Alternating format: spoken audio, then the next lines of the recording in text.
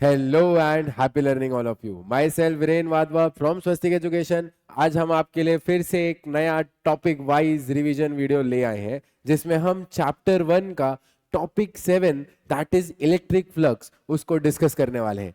इस सीरीज में हम ऐसे 5 क्वेश्चन आपके लिए लेके आते हैं हर एक टॉपिक से, जिसको अगर आप कर लो तो आपका ओवरऑल रिवीजन बहुत अच्छा हो जाएगा उस पर्टिकुलर टॉपिक का। इस वीडियो को देखने का सबसे बढ़िया तरीका क्या है, फटाफट से वीडियो को पॉज कर लें, सारे क्वेश्चंस का पहले स्क्रीनशॉट ले लें, आप लोग वो क्वेश्चंस को खुद से सॉल्व करें, देन हमारे साथ फॉलो अलोंग करें। ये वीडियो का मात्र एक उद्देश्य है कि आपके फिजिक्स में न्यूमेरिकल सॉल्विंग की जो एफिशिएंसी है वो सबसे ज्यादा हो जाए। विदाउट वेस्टिंग एनी टाइम आज की क्लास को स्टार्ट करते हैं। फटाफट से आपके स्क्रीन पे ये 3 क्वेश्चंस आप लोग को दिख रहे हैं। सबसे पहले आप इसका स्क्रीनशॉट ले लें, फिर मैं नेक्स्ट 2 क्वेश्चन दिखाता हूं। ले लिया होगा। अब नेक्स्ट 2 क्वेश्चंस आप लोग को दिख रहे हैं, आप इन चीजों का स्क्रीनशॉट ले लें। ये 2 क्वेश्चंस का स्क्रीनशॉट ले लें फटाफट से। आई गेस ले लिया होगा। ठीक है, so without wasting any time आज की क्लास को स्टार्ट करते हैं। लेट्स फॉलो अलोंग फटाफट। सबसे पहले एक क्वेश्चन में ये मैं पुट कर लेता हूं, यहाँ पे थोड़ा सा एक्स्ट्रा इंफॉर्मेशन अपन ने ऐड किया है। नेक्स्ट ओके, चलिए फर्स्ट क्वेश्चन पे आ जाते हैं। काफी कंसेप्चुअल सवाल है। अच्छा, हम लोग जो भी बात करने वाले हैं सिर्फ इलेक्ट्रिक फ्लक्स के बारे में बात करने वाले हैं। इलेक्ट्रिक फ्लक्स की हम लोगों ने इस पर्टिकुलर चैप्टर में 2 फॉर्मूला सीखी है। सबसे पहले इलेक्ट्रिक फ्लक्स का फॉर्मूला होता है Q included by epsilon not. कोई भी एक क्लोज सरफेस के अंदर जितना इंक्लूडेड चार्ज है, अगर हम उसको रिलेटिव परमिटिविटी से या परमिटिविटी ऑफ फ्री स्पेस से डिवाइड कर देते हैं तो हमें फ्लक्स देखने को मिल जाता है। फ्लक्स का एक और फॉर्मूला होता है, फ्लक्स का दूसरा फॉर्मूला होता है E डॉट डी ए, जिसे आप ई ए कॉस थीटा से भी जो है लिख सकते हैं। ठीक है, so we have these 2 formulas of flux. इस वीडियो को देखने से पहले आपको ये 2 फॉर्मूलाज पता होनी चाहिए। Let's start. चलिए, सबसे पहले हमारे पास है ना एक इलेक्ट्रिक फील्ड गिवन है, जिसका वैल्यू है 6i cap plus 3j cap plus 4k cap. And हम लोग को बोला गया है कैलकुलेट करके बताओ electric flux through a surface area of 20 units in Y plane. अरे, वाई प्लेन में एक सरफेस एरिया है जिसका एरिया आपको गिवन है दैट इज 20 यूनिट्स। अब देखो, ऐसा अज्यूम करते हैं कि मेरे पास 3 एक्सिस है। दिस इज वाई एक्सिस, इसको मैं अज्यूम कर रहा हूं कि दिस इज जेड एक्सिस, और जो अंदर बाहर जा रही है एक्सिस उसको मैं एक्स एक्सिस अज्यूम करके चल लेता हूं। चलेगा ना? मैं थोड़ा एक्सिस को घुमा दिया है ताकि मैं आप लोग को थोड़ा अच्छे से इमेजिन करवा पाऊं। हमारे पास एक सरफेस एरिया है, वो चाहे कोई भी टाइप की हो सकती है, कोई भी शेप की हो सकती है। इस पर्टिकुलर सरफेस का जो हम लोगों के पास एरिया है वो हमें 20 गिवन है। ठीक है, और हमें इलेक्ट्रिक फील्ड गिवन है वेक्टर टर्म्स में। अच्छा, अभी हमने देखा फ्लक्स होता है electric field dot area vector. Electric field का वेक्टर और एरिया वेक्टर का डॉट प्रोडक्ट होता है। अब सबसे पहले तो एरिया एक वेक्टर क्वांटिटी होती है, उसका डायरेक्शन कहाँ होता है? एरिया का डायरेक्शन हमेशा है ना परपेंडिकुलर टू द सरफेस होता है। मान लो ये सरफेस है तो एरिया का डायरेक्शन इससे परपेंडिकुलर, या इस डायरेक्शन में या इस डायरेक्शन में, दोनों डायरेक्शन में हो सकता है, कोई दिक्कत नहीं है, आप दोनों ले सकते हो। तो अब जैसे ये वाला सरफेस है जो हमारा वाई प्लेन है, अगर आप इससे परपेंडिकुलर कोई भी लाइन बनाओगे, ये सरफेस आप बुक पे अगर आपने स्क्वायर बनाया उस हिसाब से सोचो ये सरफेस, और इससे परपेंडिकुलर अगर आपने कोई भी लाइन बनाई तो वो बाहर जाती हुई भी आ सकती है, अंदर जाती हुई भी आ सकती है। कोई भी एक चूज कर लो। मान लो बाहर जाती हुई चूज करता हूं। बाहर जाती हुई एक्सिस को मैंने क्या अज्यूम किया है? मैंने एक्स अज्यूम किया है। सो हमारी बाहर जाती हुई एक्सिस एक्स एक्सिस है, तो एरिया का जो वेक्टर फॉर्म हो जाएगा that would B 20 I cap. ठीक है, 20 is the area and I cap उसका डायरेक्शन दिखाता है। अब आप लोग को बस फ्लक्स कैलकुलेट करना है, तो आप लोग को इलेक्ट्रिक फील्ड लिख लेनी है 6i cap plus 3j cap plus 4k cap, उसका डॉट करेंगे एरिया वेक्टर के साथ। अब डॉट प्रोडक्ट आप सबको करना आता होगा, आई का आई के साथ डॉट, जे का जे के साथ और के का के के साथ। अब आई वाले बस ये 2 टर्म्स ही है तो 120 आ जाएगा। जे का आई के साथ तो 0 होता है और के का आई के साथ 0 होता है, तो your flux in this case would be 120। I guess आप लोग को ये क्वेश्चन क्लियर है। नेक्स्ट क्वेश्चन पे आगे बढ़ते हैं। हम लोगों को बोला गया है कि the electric field components in the figure 1.24, this is a figure जहां पे इलेक्ट्रिक फील्ड इन एक्स एक्सिस मौजूद है। अच्छा, ये जो इलेक्ट्रिक फील्ड है नॉन यूनिफॉर्म है। आप लोग को पता है, एक चीज मस्त बताता हूं मैं, कभी भी हमें क्लोज्ड सरफेस, एक क्लोज्ड 3D सरफेस को हम यूनिफॉर्म इलेक्ट्रिक फील्ड में रख लेते हैं। अगर अगर इलेक्ट्रिक फील्ड यूनिफॉर्म है ना, तो जो आपका नेट फ्लक्स होता है वो ध्यान देना हमेशा जीरो होता है। अगर इलेक्ट्रिक फील्ड यूनिफॉर्म है और एक क्लोज सरफेस को अगर आपने उस यूनिफॉर्म इलेक्ट्रिक फील्ड में रखा है, तो उससे जाता हुआ या पास करता हुआ जो नेट फ्लक्स होता है वो हमेशा जीरो होता है। बट यार देखो, अब यहाँ पे ये क्यूब तो है और इलेक्ट्रिक फील्ड भी मौजूद है, तो कोई इंसान ऐसा बोल सकता है कि सर नेट फ्लक्स को जीरो कर देते हैं, बट आप ऐसा नहीं कर सकते हैं। अब यहाँ पे अगर आप गौर करें क्यों नहीं कर सकते, because what we see is जो इलेक्ट्रिक फील्ड है हमारी वो यूनिफॉर्म नहीं है, वो नॉन यूनिफॉर्म है।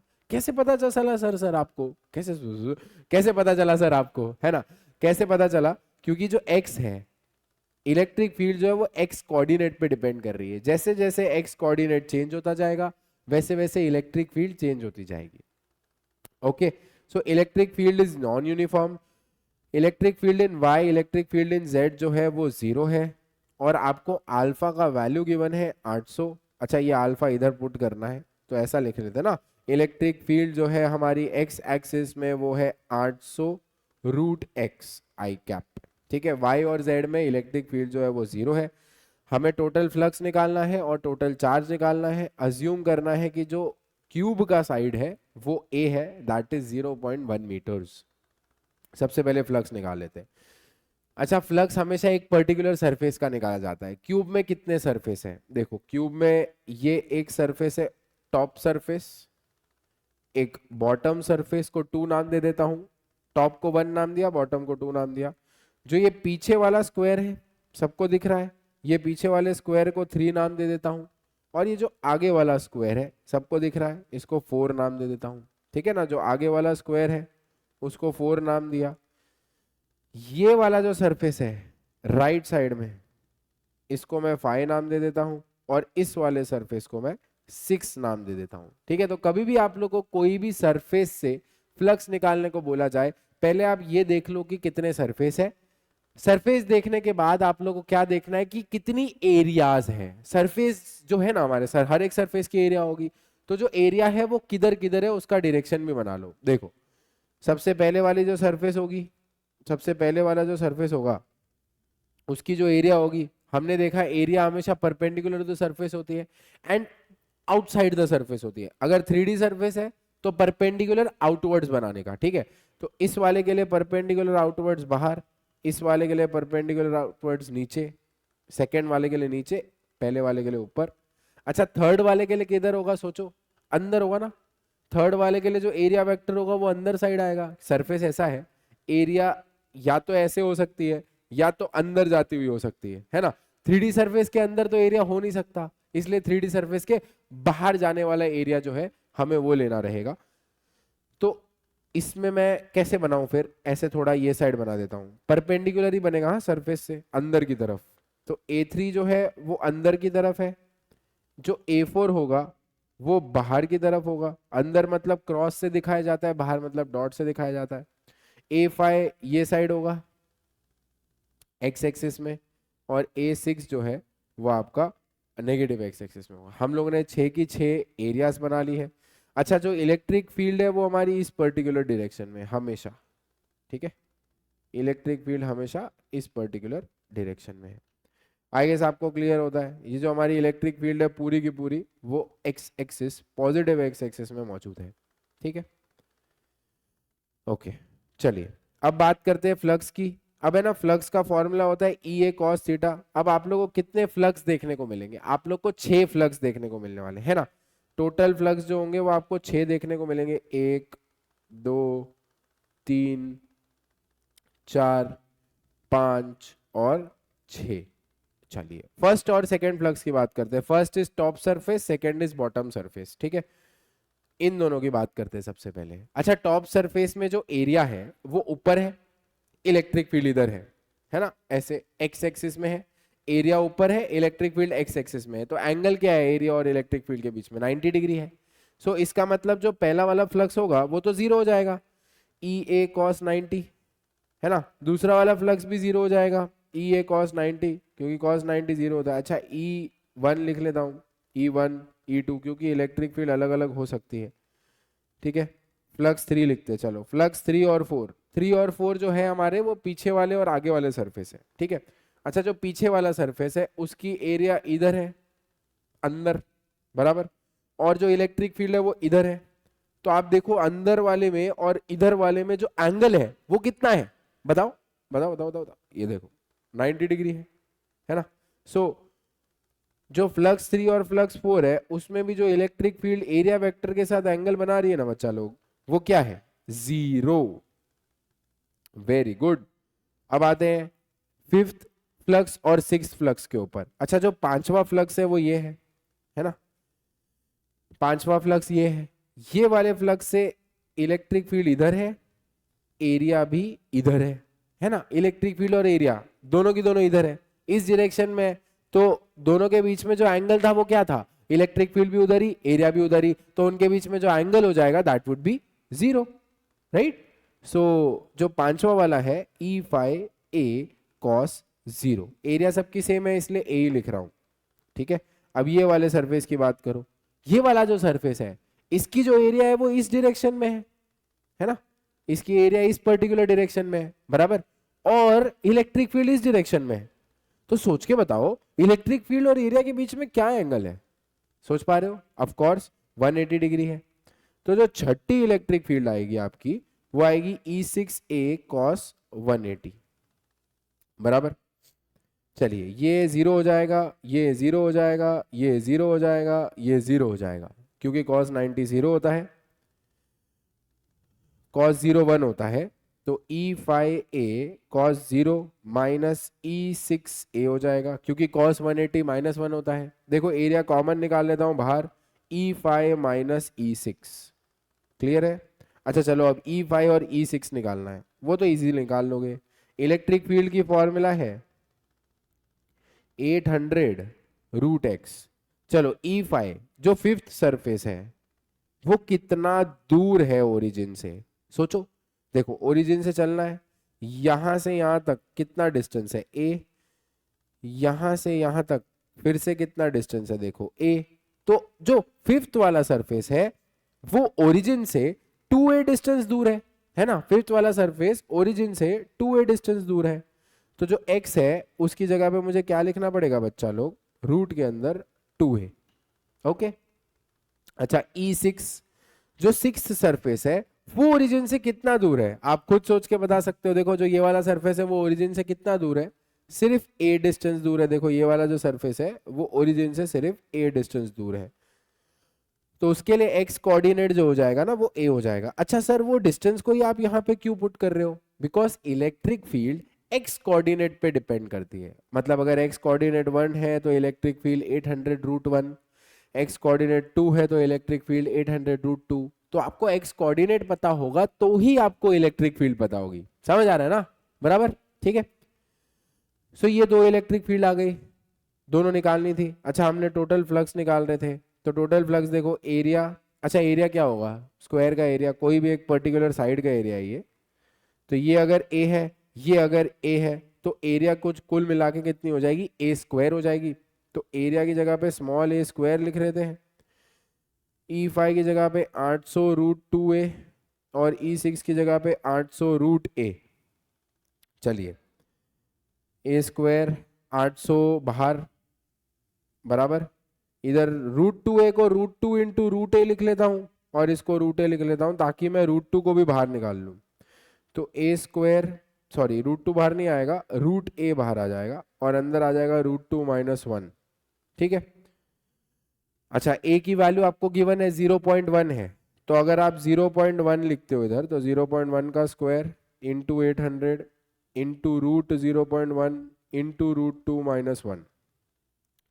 तो 0.1 का स्क्वायर जो होगा ना, 0.1 मतलब 1/10, उसका स्क्वायर 1/100 होता है। तो इधर 8 बचेगा, नीचे रूट 10 आ जाएगा, इधर रूट 2 माइनस 1 आ जाएगा। ये टोटल फ्लक्स है आपका जो आपको देखने को मिलता है।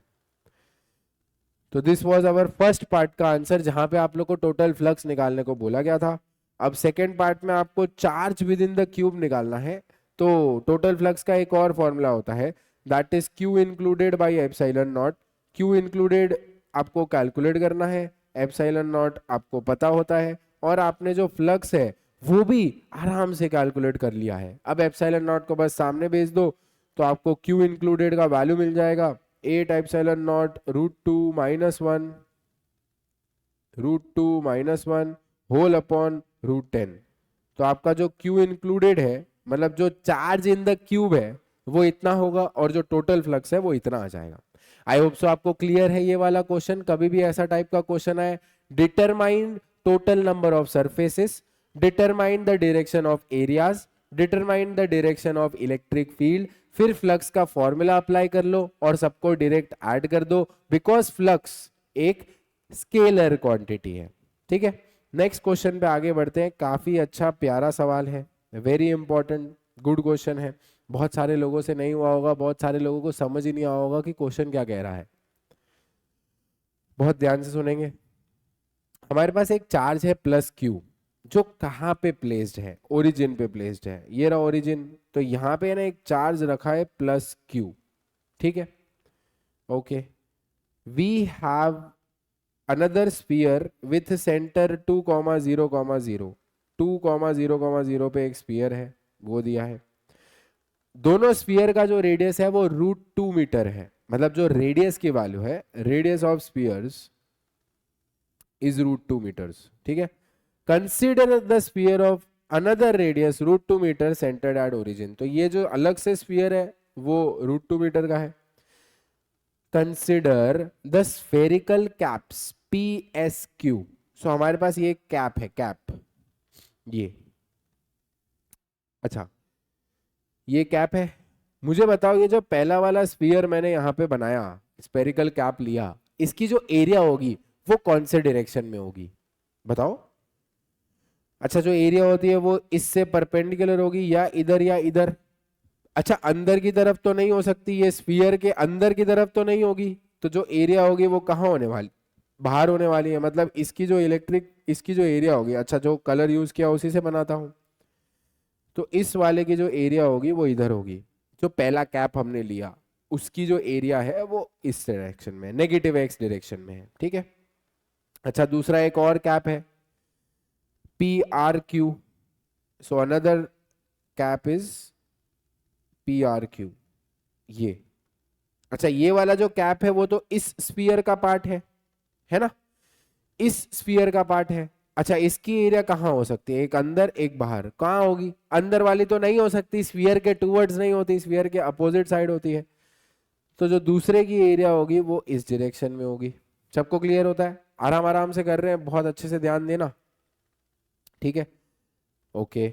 Next we have another PWQ, एक और कैप उठाई हुई है, दैट इज PWQ। उसको भी बना लेते, देखो ये, देखो ऐसा है, ये है हमारा अलग से एक और कैप PWQ, बराबर। ये PWQ है। अच्छा, इसकी एरिया कहाँ होगी, अब सोचो, सोच लिया है ना, सही जवाब दोगे, बाहर होगी, है ना। क्यों, देखो ये सर्कल, ये स्फीयर है, इसकी दो एरिया हो सकती है, एक ये वाली एक ये वाली। अंदर वाली तो होगी नहीं, बिकॉज ये इसी स्फीयर का पार्ट है, तो अंदर वाली तो एरिया हो ही नहीं सकती। तो इसकी जो एरिया होगी वो बाहर के डायरेक्शन में होगी, A3। आई गेस सबको क्लियर होता है। पहला स्फीयर बनाया उसकी एरिया बनाई, दूसरा स्फीयर बनाया उसकी एरिया बनाई, तीसरा स्फीयर बनाया उसकी एरिया बनाई। ओके, चौथा देखोगे, अ फ्लैट सर्कल PTQ। अब यही समझना बहुत मुश्किल है, बहुत ध्यान से सुनना। ठीक है, अच्छा लेट अस अज्यूम ये दोनों सर्कल ऐसे है, पेज पे, मेरे पेज पे है, ये ऐसे दिख रहे होंगे आपको स्क्रीन पे, है ना। ये एक सर्कल है मान लो, ये दूसरा सर्कल है मान लो। अच्छा, दोनों सर्कल जहां पे इंटरसेक्ट होते हैं ना, इस लाइन पे एक सर्कल बनाया हुआ है, समझ पा रहे हो। देखो ये स्फीयर, ये स्फीयर, बीच में एक लाइन है, इमेजिन कर पा रहे हो, दिख रहा होगा ना आप लोग को सामने, बीच में ये एक लाइन दिख रही है आपको। ये लाइन के अंदर जाता हुआ सर्कल है, ऐसा। ठीक है, this is sphere, this is sphere, ये लाइन कट रही है, हमारा सर्कल ऐसा है। समझ पा रहे हो? ऐसा सर्कल है, इस प्लेन में है, ये एक स्फीयर है, ये दूसरा स्फीयर है, ये डॉट डॉट डॉट लाइन, हमारा सर्कल ऐसे कट कर रहा है, ऐसे ऐसे। समझ पा रहे हो? मेरी पेन नीचे गिर गई, 2 मिनट दीजिए, मैं अपनी पेन उठा लेता हूं, ठीक है? Just a second. Okay, we have our pen here. ज्यादा जोश में आ गए हम, कोई बात नहीं, चलिए। ये हमारा सर्कल हो गया। समझ आया ना सबको? ये कैसा सर्कल है, मैं बराबर दिख रहा हूं आप लोग को अब? ठीक है, मैं देख लेता हूं, यस सही। Okay, so this is our circle, done. अब ये हमारा नया सर्कल हो गया, ये वाला, ये ऐसा। अच्छा, ये जो सर्कल है ऐसे, ये सर्कल ऐसे बन रहा है, एक सेकंड पेन को अब अच्छे से रख देता हूं। ये सर्कल ऐसे बन रहा है, इसकी जो एरिया होगी वो किधर होगी? देखो ये सर्कल, एरिया या तो इधर हो सकती है या तो इधर हो सकती है, दोनों में से कोई भी डायरेक्शन पे हो सकती है ना? एरिया कोई भी डायरेक्शन में हो सकती है। अच्छा, हम लोग को बोला गया है, देख लेते हैं क्या बोला गया है, with normal along the X axis, ठीक है? उसकी जो परपेंडिकुलर है वो एक्स एक्सिस में है, वो कोई दिक्कत नहीं है। तो सर्कल ऐसा है, इसकी एरिया या इधर हो सकती है या इधर हो सकती है, बराबर? ओके, अब हम लोग को बोला गया है, क्वेश्चन देख लेता हूं एक और बार, हाँ ठीक है, डन।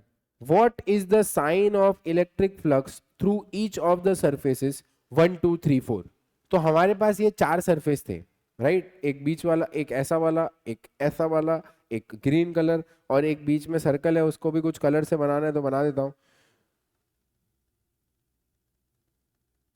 ये सर्कल, ठीक, ओके। इसकी जो एरिया होगी, अब वो आप दोनों जगह बना सकते हो, एक इधर भी बना सकते हो एरिया 4, है ना, और एक इधर भी बना सकते हो एरिया 4। अब क्योंकि वो एक सर्कल है तो दोनों साइड बन सकती है, बराबर? फिलहाल मैं इस वाली साइड पे कंसिडर कर रहा हूँ, दोनों बना सकते हो, कोई इशू नहीं है। अब आ जाते हैं, अब हमको बोला है what is the sign of electric flux through each of the surfaces 1 2 3 4। अब इलेक्ट्रिक फ्लक्स का बस साइन बताना है। अच्छा, फ्लक्स की फॉर्मूला क्या होती है? फर्स्ट क्वेश्चन कर रहे हैं ए, जो फ्लक्स की फॉर्मूला होती है वो होती क्या है? Flux is E A cos theta. तो जो साइन डिसाइड करने वाला टर्म है कि क्या साइन होने वाली है, वो कौन डिसाइड करता है? कॉस थीटा डिसाइड करता है।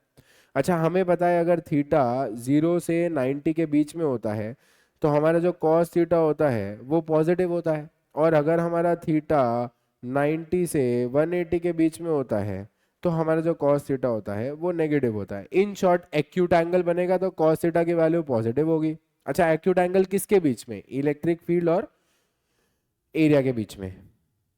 अच्छा, एक्यूट एंगल बनेगा तो कॉस थीटा का वैल्यू पॉजिटिव होगा, ऑब्ट्यूज एंगल बनेगा तो कॉस थीटा का वैल्यू नेगेटिव होगा, ठीक है?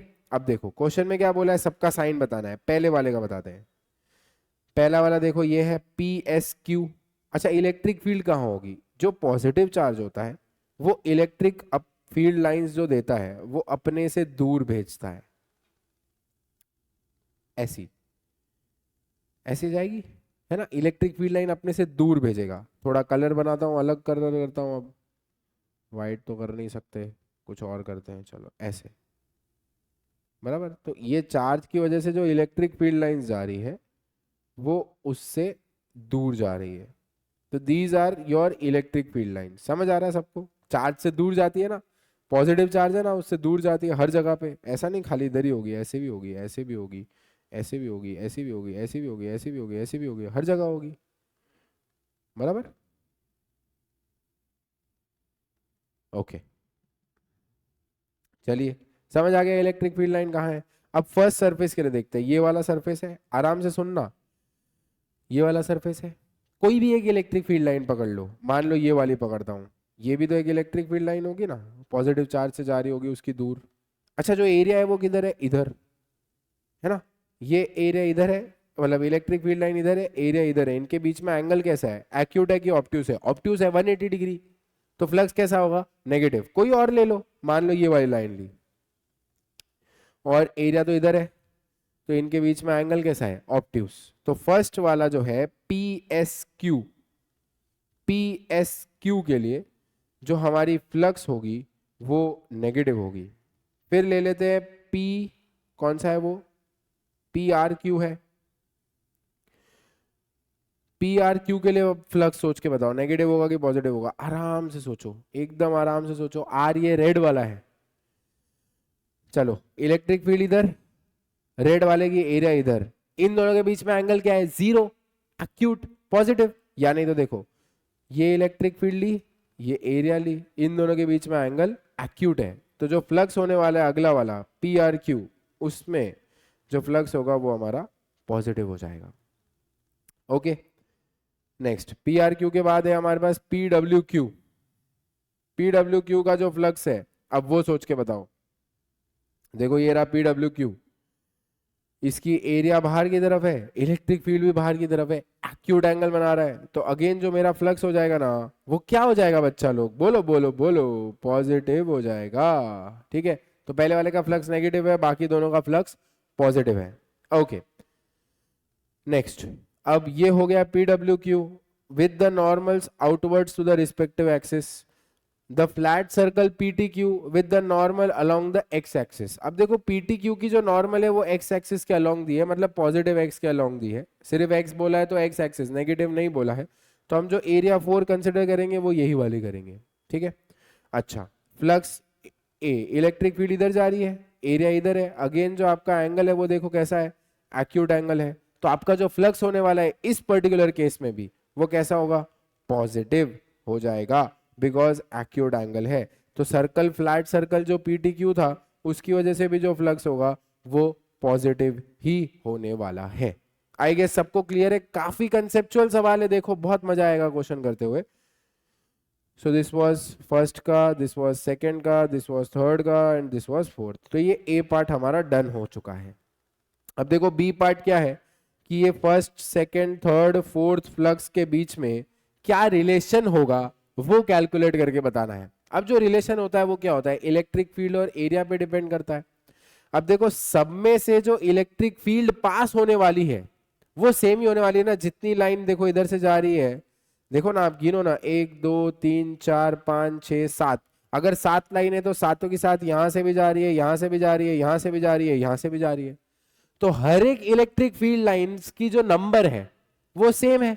अब फ्लक्स का फॉर्मूला क्या होता है या फ्लक्स की डेफिनेशन क्या होती है, number of electric field lines passing perpendicular to the surface. तो सब में जो number of electric field lines जो पास हो रही है वो पासिंग सेम ही तो है, अलग अलग थोड़ी है।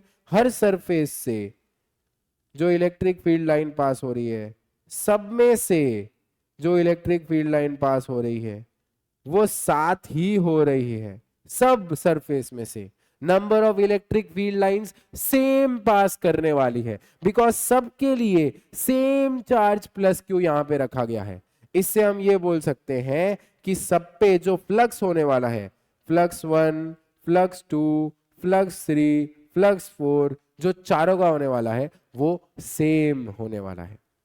ठीक है, ये बी पार्ट हो गया, हमें मैग्नीट्यूड की बात करी थी, सबका फ्लक्स सेम होगा। अब थर्ड पार्ट, आखिरी पार्ट, वो क्या है वो देख लेते हैं। हमें बोला है calculate flux through cube two surface 2 directly assume that area A है। चलो हमको ऐसा बोला गया है एरिया ए है और सरफेस सेकंड, देखो सरफेस सेकंड ये रहा, इसकी एरिया ए मान के चलना है, राइट, इसकी एरिया ए मान के चलना है, एरिया इधर मान लो इस डायरेक्शन में, और इलेक्ट्रिक फील्ड भी इसी डायरेक्शन में होगी। इस वाले पार्ट के लिए इलेक्ट्रिक फील्ड इधर, एरिया इधर, इस वाले पार्ट के लिए इलेक्ट्रिक फील्ड इधर, एरिया इधर, है ना। तो इलेक्ट्रिक फील्ड और एरिया जो है वो दोनों एक दूसरे के साथ कैसा एंगल बना रहे हैं, 0 डिग्री बना रहे हैं।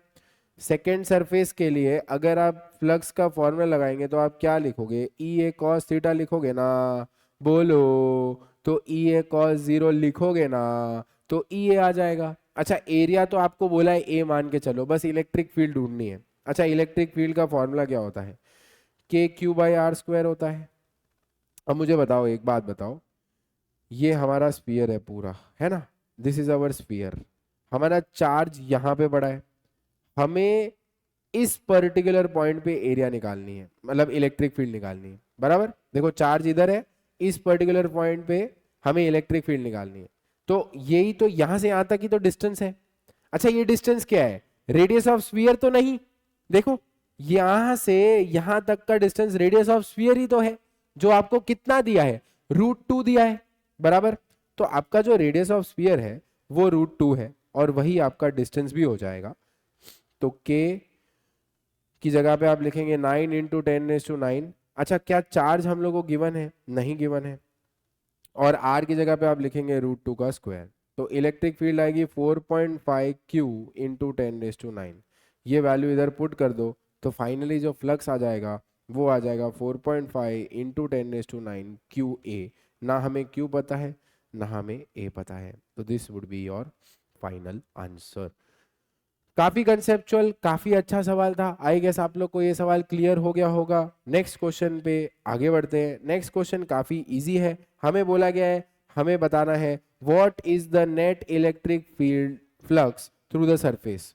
तो ये सरफेस है, ये पूरा सरफेस है, इसमें से नेट इलेक्ट्रिक फ्लक्स कैलकुलेट करके बताना है। ठीक है, हमारे पास बहुत सारे चार्ज गिवन है, और ये 1 रुपए का कॉइन भी रखा हुआ है, जो कॉइन न्यूट्रल है, मतलब उसके पास कोई चार्ज नहीं है। ठीक है, तो बहुत इजी हो गया।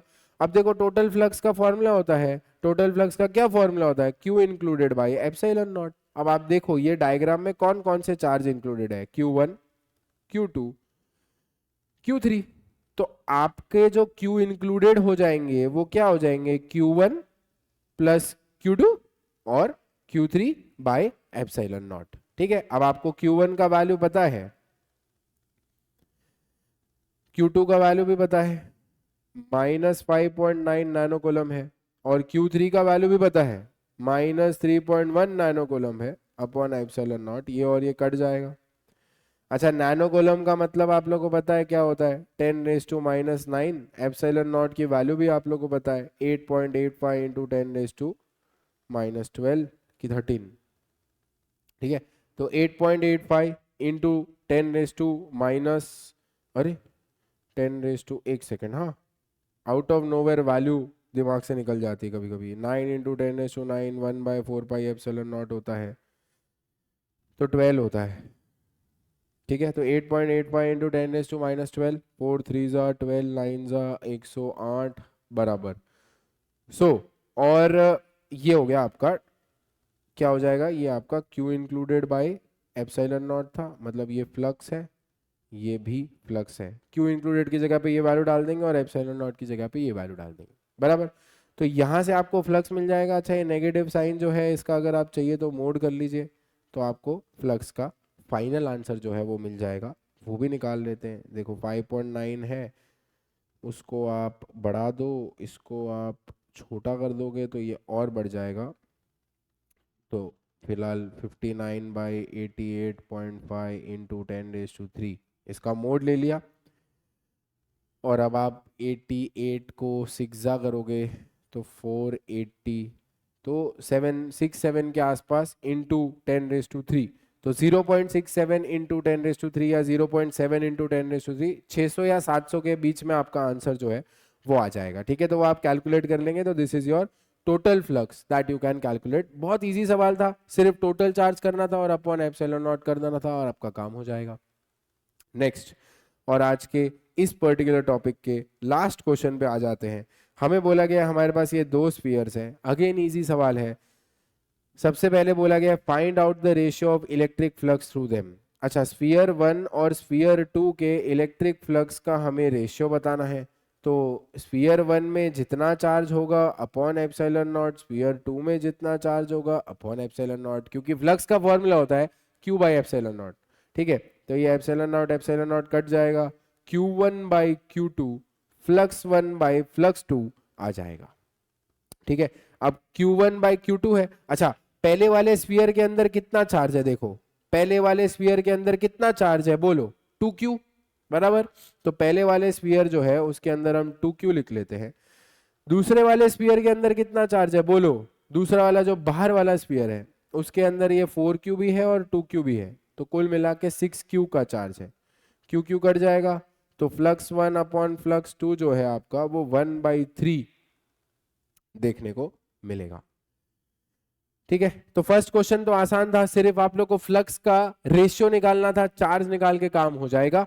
नेक्स्ट क्वेश्चन देखो क्या है, how will the electric flux through the sphere S1 change if a medium of dielectric constant ER is introduced in the space inside S1। तो देखो फ्लक्स 1 नॉर्मली कितना था, 2q by epsilon not. Flux 1 new जो होगा वो कितना होगा, epsilon not की जगह पे आपको बोला है रिलेटिव परमिटिविटी आ जाएगी ER। अच्छा देखो मीडियम का ही डाइलेक्ट्रिक कांस्टेंट ER दिया है, ठीक है। अब हमें पता है, पहले रेशियो निकाल लेते हैं, इन दोनों का रेशियो निकाल लेते हैं, कैसे चेंज होगा वो निकालना है ना।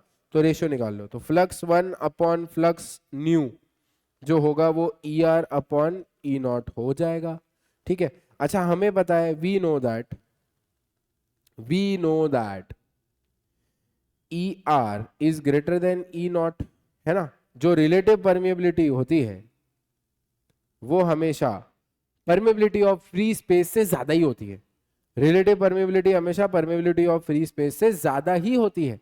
तो ER is greater than E0। अच्छा देखो ER ऊपर है, E0 नीचे है, तो ये अगर बड़ा है तो ये बड़ा होना जरूरी है। इसका मतलब जो इनिशियल फ्लक्स होगा ना वो फाइनल फ्लक्स से बड़ा होगा, या आप ऐसा बोल सकते हो फाइनल फ्लक्स मीडियम बीच में डालने की वजह से कम हो जाएगा। इनिशियल फ्लक्स ज्यादा, फाइनल फ्लक्स कम, उनके बीच में जो रिलेशन है वो ये है, आ जाएगा, ठीक है। क्यों इनिशियल फ्लक्स ज्यादा है, क्योंकि ER ज्यादा है। वी सी दैट यहाँ पे डायरेक्ट प्रोपोर्शन रिलेशन है इन दोनों के बीच में, ऐसे देख कर है ना, ये बढ़ जाएगा तो ये बढ़ जाएगा, इधर का न्यूमरेटर बढ़ जाएगा तो इधर का न्यूमरेटर बढ़ जाएगा, बराबर। तो हमने जैसे ही मीडियम इंसर्ट किया तो जो टोटल फ्लक्स था वो कम हो गया, फाइनल फ्लक्स जो है वो इनिशियल फ्लक्स से कम आ गया। आई गेस आप लोग को ये वाला जो पार्ट है, ये वाला जो क्वेश्चन है वो क्लियर हो गया होगा, आपको सारे क्वेश्चन अच्छे से समझ आए होंगे। अब आपको सिर्फ 2 काम करना है। सबसे पहला काम, अगर आपने चैनल को सब्सक्राइब नहीं किया है तो कृपया करके सब्सक्राइब कर लें, बिकॉज हम ऐसे ही हर चैप्टर के टॉपिक वाइज वीडियोस आपके लिए लाते रहेंगे। और दूसरा काम है, एक दोस्त के साथ ये वीडियो शेयर कर लें, जिसको हेल्प होगा वो भी रिवीजन कर लेगा। आपका सपोर्ट हमारा मोटिवेशन, सिंपल फंडा है कि नहीं। So myself Viren Wadhwa signing off from Swastik education. पढ़ाई करते रहें, all the very best, thank you.